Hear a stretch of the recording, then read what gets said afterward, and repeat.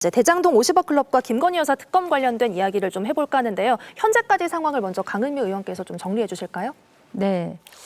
일단 뭐 정의당도 50억 클럽 특검법하고 김건희 특검법을 발의했고 민주당도 발의하고 뭐 해서 실제 이제 50억 클럽 특검과 관련해서는 해당 상임위인 법사위원회 소위원회에서 한 2차례 정도 논의를 한 상황이고요. 예. 김건희 특검과 관련해서는 아직 한 차례도 논의가 안 되고 있습니다. 그 부분에 대해서 민주당은 정의당한테 많이 조금 섭섭합니까? 많이 섭섭합니까? 제가 협상을 했던 지도부가 아니기 때문에 물론 그렇죠. 네. 제가 뭐 나오셨으니까. 특별한 감정은 없고요. 네. 다만 이제 민주당이 추진하는 게 이 쌍특검, 네. 그러니까 이 50억 클럽에 대해서 특검법 발의를 그것은 이제 3일 날 했고, 네. 3월 3일 날 했고, 그리고 또 이 김건희 특검법은 9일 날 네. 이제 발의를 했습니다.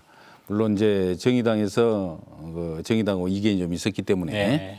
예, 함께 뭐 공동 발의한 것은 아닙니다만은 그렇게 이제 발의를 했고, 이 50억 클럽은 정의당에서도 이제 그 발의를 하고 또 김건희 여사에 대한 도이치모터스 주가 조작 사건 네. 예, 특검법을 정의당도 3월 24일 날 발의를 한 것으로 제가 그렇게 파악을 했습니다. 네, 네.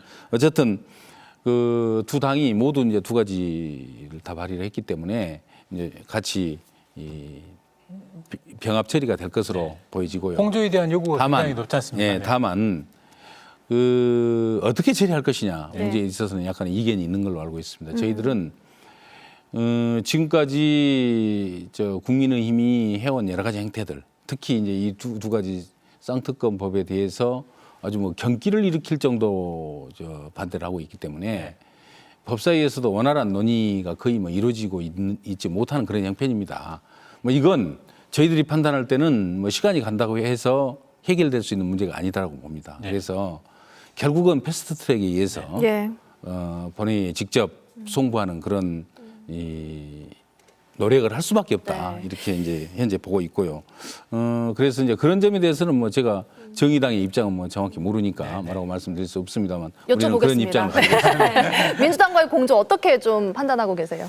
신속처리 법안으로 네. 좀 가자 이제- 이런 게 지금 민주당의 네. 요구지 않습니까? 네. 근데 그렇지 그렇게 못 일단 당에서는 이제 아무래도 국회가 절차의 민주주의도 중요하니 설사 국민의힘이 그렇게 결국은 시간 질질 끌 수 있지만 조금 더 노력하고 그 이후에 다른 걸 해보자라는 게 이제 당의 이제 전반적인 입장인데 제 개인적으로도 이게 의원님 말씀하신 것처럼 국민의힘이 시간 질질 끌다가 안 할 게 뻔하기 때문에 저는 4월 중으로 쌍특검 뭐 신속 처리로 뭐 필요하지 않나 이렇게 좀 생각을 합니다. 그러면 그쪽에 목소리를 좀 더 실어 보시겠다는 게 네, 우리 네. 강 의원님 이야기시네요. 그래서 어느 이제 인터뷰 기사를 봤더니 뭐 이제 정의당으로서는 이중대론이 제일 좀 곤혹스럽고 거기에서 탈피하고 싶어하는 이제 그런 것들이 현실적인 어떤 불가피성이랄까요? 뭐 그런 딜레마라고 할 수 있을까요?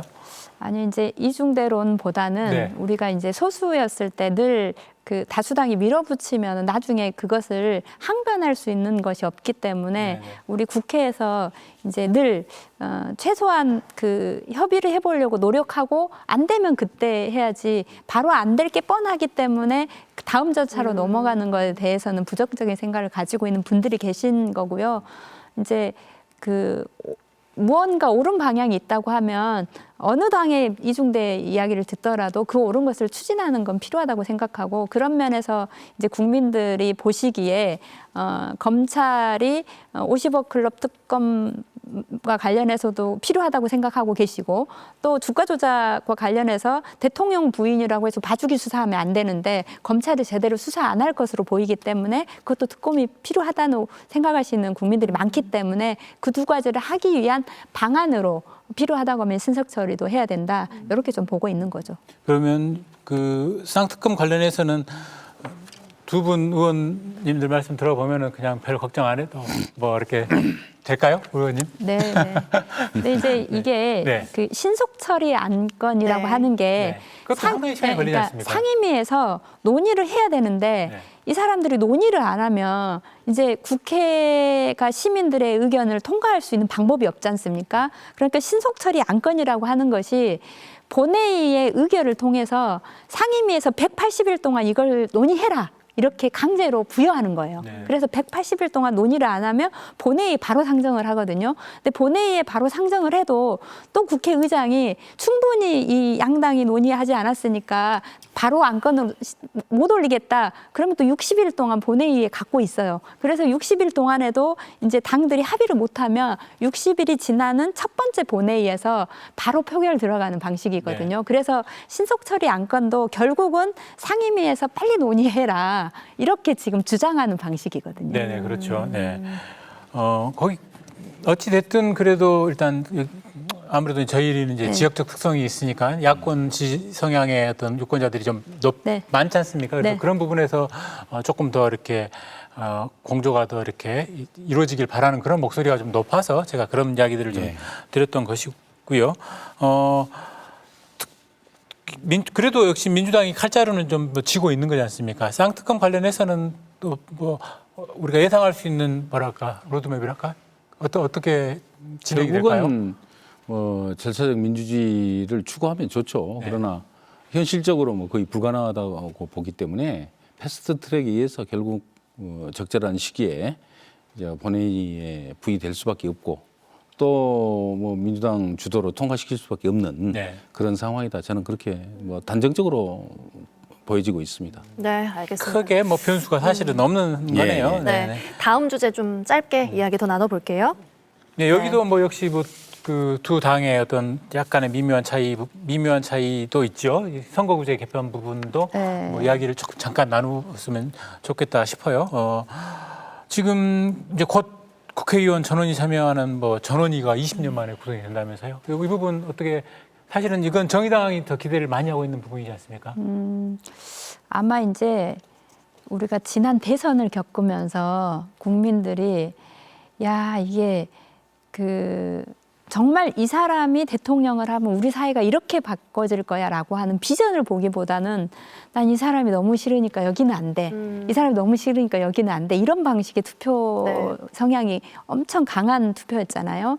이제 그러면서 정치가 좀 바뀌어야 되는 거 아니냐 이런 요구가 있었고 그래서 이번에 전원회의는 정의당도 노력을 했지만 실제로 양당의 초선 중진 의원들도 되게 열심히 노력을 했어요. 네. 그래서 작년 뭐 7월부터 해가지고 여러 차례 내부 세미나를 거치면서 전원회의를 한 것이고 이 전원회의가 의미 있는 것은 그동안에 정개특위가 늘 있었는데 정개특위에서는 굉장히 형식적으로 논의만 되고 결국 최종적으로는 당대표하고 원내대표가 밀실 협의를 하거나 이런 방식으로 해서 논의를 했거든요. 네. 그러니까 의원들이 각자 가지고 있는 생각이 다르더라도 굳이 논의할 필요가 없었어요. 자유롭게 토론이 네. 이제 이루어지지 않았던 그래서 이제 거네요. 이 전원회의에서는 거의 100명 정도가 예. 나와서 4일 동안 논의를 하는데 정말 우리 당의 이익이 어떻게 되냐 이런 것보다는 대한민국의 미래를 위해서 국민들이 정치를 신뢰할 수 있는 제도를 우리가 어떻게 만들 건지 이런 논의를 하고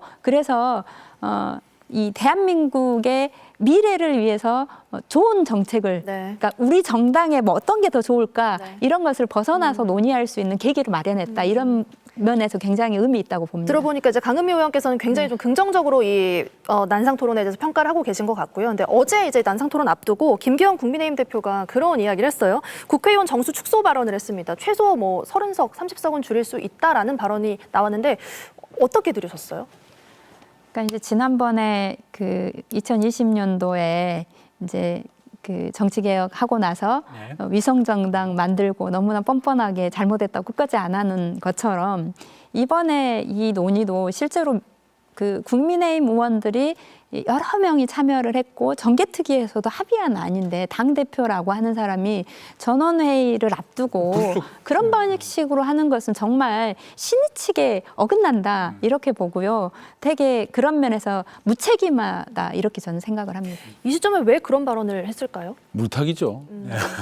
말하자면 이 현행 제도를 바꾸는 데 대해서 근본적으로 정치개혁 자체에 반대를 하는데 그 반대한다고 그러면 국민적 그 뭐 저항에 붙을 수도 있고 비난을 받을 수 있으니까 못하게 하는 거 아니겠어요? 저는 그렇게 받아들이고 있고요.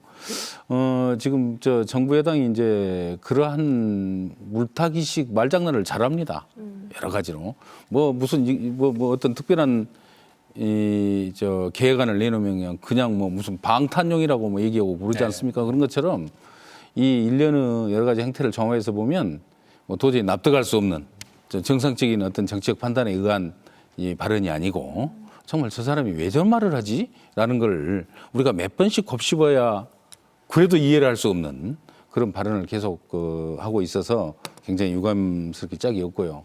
이 문제는 제가 모두에서 말씀드린 것처럼 물타기의 전형이다 이렇게 말씀드리고 싶습니다. 선거구제 개편에서 제일 걸림돌이 사실 국회의원 정수를 확대해야 뭐가 좀 일이 풀리는데 갑자기 확대가 아닌 축소로 하니까 조금은 그러니까 당황스럽다 싶었어요. 기본적으로 이제 이 현행 우리나라가 단원제를 채택하고 있잖아요. 그러니까 국회의원들이 한 명 한 명이 헌법기관으로서 두 가지 측면에서 그 대표성을 갖습니다. 하나는 지역을 대표하는 저처럼 지역구원은 그런 이 대표성을 갖는 거고 또 그 인구 비례에 의해서 인구를 대표하는 대표성을 또 같이 갖는 거죠. 그래서 이 두 가지 특성을 같이 이제 구현해 나가는데 어느 정도 그 국회 규모가 적절한지 그건 이제 굉장히 아주 고도의 정치적 판단을 요하는 사항이거든요. 그런데 현행 지금 300명 제도 정도는 되어야 된다는 것이 사실상의 국민적 합의라고 볼 수도 있는 거죠. 네네. 물론 그렇지 않은 분들도 계십니다만. 그래서 그런 측면에서 보면 지금 여러 가지 이제 대안을 가지고 개혁을 해가자고 여야가 이제 어렵게 합의를 해서 지금 뭐 세 가지 대안을 가지고 지금 전원위원회를 한다는 거 아닙니까? 그럼에도 불구하고 그 직전에 느닷없이 30명 줄이고 보자라고 말하는 것은 어떻게 보면 개혁의 그 여지 자체를 굉장히 축소시키는 그러한 의도적인 발언이라고 볼 수밖에 없는 것이다 이렇게 봅니다. 네, 이제 시간이 별로 없어서 선거구제 개편에 관해서는 그야말로 우리 소수 정당인 정의당의 어떤 바람이 많이 투영이 됐으면 하는 그런 생각입니다. 그래서 발언 기회를 뭐 선거구제 개편에서는 어떤 바람을 좀 갖고 있는지 한번 발언 기회를 드리겠습니다. 그러니까 이제 어떻게 보면 우리나라의 국민의식, 그다음에 경제력, 다양한 이런 여건을 볼 때 국민들이 훨씬 더 그 삶의 질이 높을 수 있는데 그것에 가장 걸림돌이 되는 게 저는 정치가 그런 좋은 제도를 만들어내지 못한다. 국민들이 충분히 행복하게 살 수 있는 다양한 정책을 만들어내지 못한다고 보는데 그 핵심의 원인은 양당제이기 때문이라고 봅니다. 아시겠지만 미국이나 일본이나 양당제인데가 이 불평등 지수도 정말 높고 그다음에 다양한 사회복지 제도도 굉장히 그 낮은 상황입니다. 그런 측면에서 대한민국도 그런 상황인데 이걸 바꿀 수 있는 핵심은 저는 다당제로 가야 한다라고 생각을 하고요. 그 다당제를 갈 수 있는 것이 이제 저희는 연동형이라고 봤기 때문에 연동형을 이제 줄기차게 계속 주장을 했는데 그게 잘 실현이 되지 않았고 어쨌든 이번에 논의되면서 적어도 그 20년도에 합의했던 준연동형이 보다 더 후퇴한 안 된다라고 생각을 하고 아마 이제 민주당도 절실히 느끼셨을 거고 국민들도 느끼실 텐데 정말 개혁을 위해서 한 당에 아무리 많은 힘을 몰아줘도 나머지 한 당이 계속 바짓가랭이를 붙들고 개혁을 못하게 하면 결국 아무것도 이루어지지 않는데 여러 당이 있을 땐 충분히 그게 가능합니다. 그래서 그런 다당제를 꼭 만들어 주셨으면 좋겠다 싶고 그런 제도를 만들기 위해서 저희가 노력하겠다는 말씀 드립니다. 네, 이번에는 이제 민주당이 바라는 어떤 선거제 개혁의 방향 설명해 주시죠. 이런 마지막 발언으로 우리 당은 그 소선거구를 택할 것인지 중대선거구를 택할 것인지에 대한 아직 뭐 전반적인 단일 의견을 아직 안 내놓지 않고 있습니다. 토론이 좀 필요한 사항이고요. 다만 저 개인적으로는 권역별 비례대표는 꼭 좀 받아들였으면 좋겠습니다. 왜 그러냐면 뭐 잘 아시겠습니다만은 지역 간의 대립이 굉장히 격화되고 있고 또 진영 간의 대립도 못지않게 격화되는 이런 이 대한민국의 정치 지평 속에서 그래도 권역별 비례대표라도 좀 시행을 하면 그게 이제 그러한 어떤 이 극단적인 대결을 좀 완화하는 그런 정도의 말하자면 이익은 있지 않겠느냐 네. 이렇게 보고 있고요. 이번이 어떻게 보면 이 굉장히 좋은 기회입니다. 여야가 어렵게 선거구제를 개편을 해 나가는 것에 대해서 합의를 했고 네. 또 전원위원회라는 이런 판까지 벌려가지고 이 토론을 하고 있기 때문에 이 기회를 좀 잘 살릴 수 있도록 최선을 다했으면 좋겠습니다.